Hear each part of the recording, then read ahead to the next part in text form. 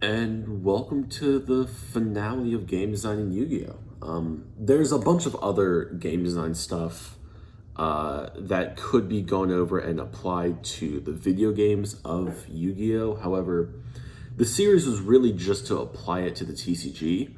So when it comes to stuff like reinforcements and rewards in games, flow, semiotics, I almost said the wrong word. There's a bunch of other stuff that can be gone over, which would be in regards to the video games of Yu-Gi-Oh! Duel Links, Link Evolution, Dual Generations is dead, I believe, but etc. So on and so forth. But again, the point of this was to go over stuff for the TCG, so let's go ahead and roll the intro and we'll get into the notes for today, and then we'll say our goodbyes. As a game design major, something important and fascinating to me is the clockwork and inner workings of games. How they function, what makes them successful or not, and especially what makes them stay relevant over the years. Yu-Gi-Oh! Is no different. In this series, I aim to give both myself and you all a better understanding of this mystifying TCG. Everyone take a seat, it's time for game design in Yu-Gi-Oh! Yeah, so when I say our goodbyes, I mean just this series is ending. I don't know what I'm going to put up on Fridays instead. We'll kind of see how that goes, but hey, we're here. As always, I'm not a game designer, I'm just a student. I learned this, I'm teaching myself all this, and I'm conveying it to you all in the scope of applying it to the Yu-Gi-Oh! TCG. My biggest source here is going to be the game Rules of Play by Katie Salen and Eric Zimmerman. I do my own online research, but really kind of the biggest thing here is going to be that book. So if you are interested in any of this, or have any sort of passion for game design or whatever, I highly suggest you check it out. But let's jump into everything. When it comes to games, there are 4 kinds of rewards, and honestly, applying them to Yu-Gi-Oh! Is going to be a little weird. The first one is definitely very easy, but the 4 rewards are rewards of glory, sustenance, access, and facility. So rewards of glory. These are rewards that have absolutely no impact on the gameplay. So if you enter a tournament and you, like the Crush Card Virus tournament that SEMO did, if I remember correctly, rewards were like deck boxes, backpacks, playmats, card sleeves. These are more aesthetic stuff. So if you win a playmat in a tournament, because I forgot the word there. If you win a playmat or card sleeves or a deck box, or just new dice to play with, those would be rewards of glory. They don't have any impact on the gameplay. They don't make your deck better or anything. They don't improve you as a player, but they are stuff you can use in the game that just make everything look a bit nicer. And then rewards of sustenance are given so their player can maintain their avatar's status quo. We, in playing this game, don't have avatars. We physically sit down to play this. And again, because all these things kind of are supposed to more apply to video games, you can sit here and apply this to the Yu-Gi-Oh!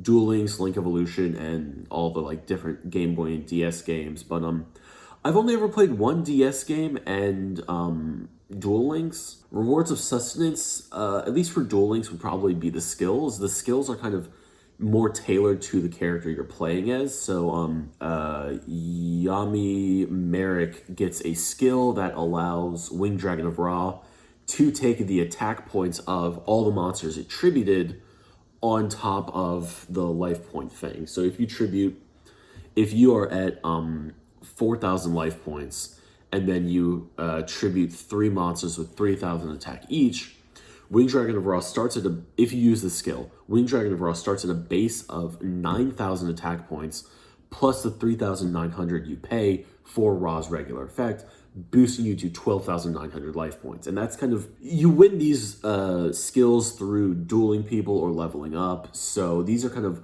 little rewards you get. I would consider them rewards of sustenance because they're tailored to fit the character you're playing as. Therefore, in a sense, giving you to maintain that character's status quo within the game, which would then be a reward of sustenance, which again does not apply to the TCG whatsoever. unless people can just reward us based on who we are as people. Like if I went into a tournament and won Taco Bell, that would be a reward of sustenance, I guess. The food is sustenance, so I get, by all technicality, that would be a reward. So my point here is completely moot, but let's move on, shall we? Rewards of access. These allow a player to access new resources or places that were once locked. Yeah, so this would be if there's an area in a game that you couldn't get to and all of a sudden you do something and it's unlockable now. This doesn't apply to TCG whatsoever. There's no chance of us ever having any part of sitting down and playing with someone locked. However, if you were to do something like Mystic, like this is a bare bones translation to the TCG, so I wouldn't fully consider this a reward of access. But let's say your opponent set down a Mystic Mine and you went one turn without doing anything, and then the next turn comes around and you hard draw a Cosmic Cyclone and you use the Cosmic Cyclone, banish the Mystic Mine. That would be, by all technicalities, a reward of access, because you now have access to monster effects and attacking, so on and so forth.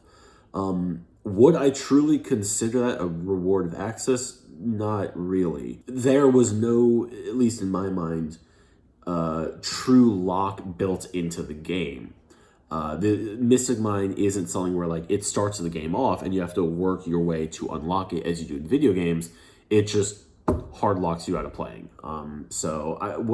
Could that be a reward of access? Yes. Would I consider it one? Not really. Rewards of facility, okay? These enable a player's avatar to do things they couldn't do previously. Let's say there's an open world Yu-Gi-Oh game and you can just walk around and duel people whenever you want. And then all of a sudden you get wings and can fly. Yu-Gi-Oh is kind of batshit insane sometimes, so this isn't super far out of the realm of possibility, but you know, whatever. Again, you can't really apply this to the TCG. There's no real application of this. Like we don't play as avatars, we play as people.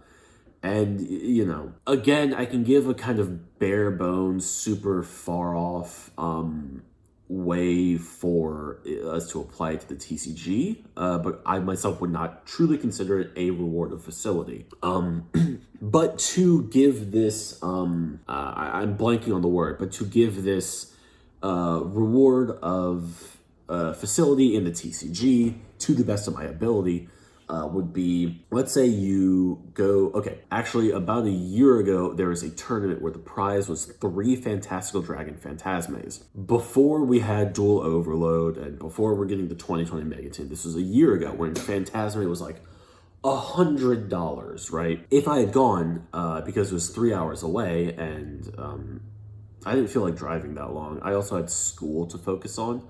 But if I had gone and won, that would be a reward of facility in that I now had 3 Phantasme that I didn't have access to earlier. So I can now use those 3 Phantasme, you know, if I wanted to build a Salamangreat Great deck. Again, would I consider that a reward of facility? No, not really.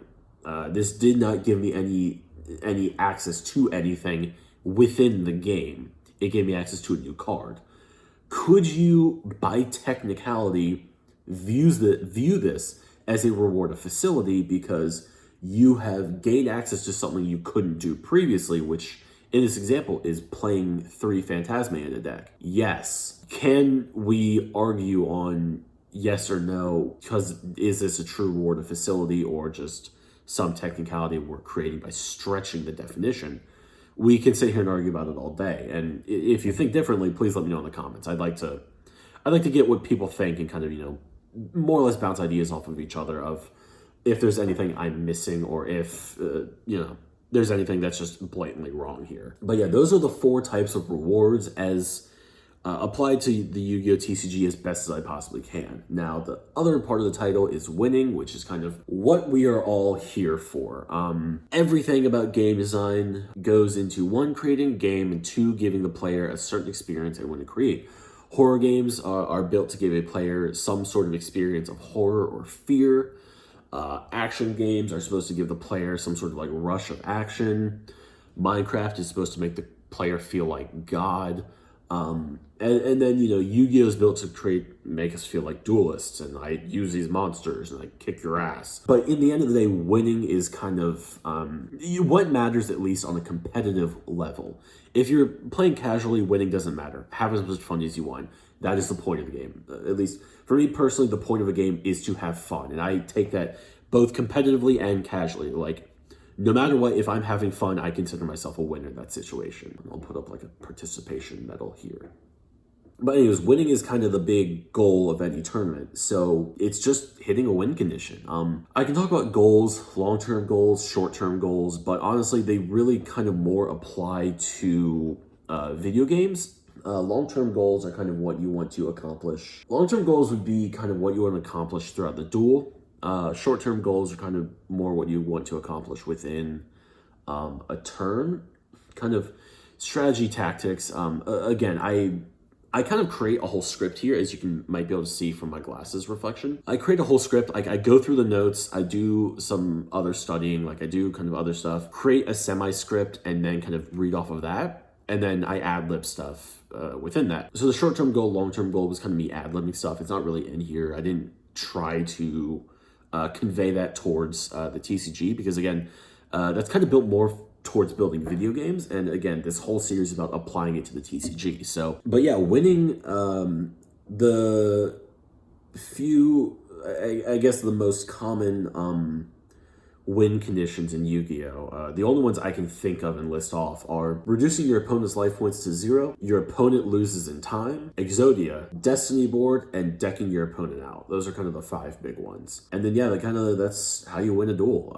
The point of sitting down and playing, the point of building decks is to try and hit one of those 5. I feel like setting up, ending on the winning is kind of a good way to,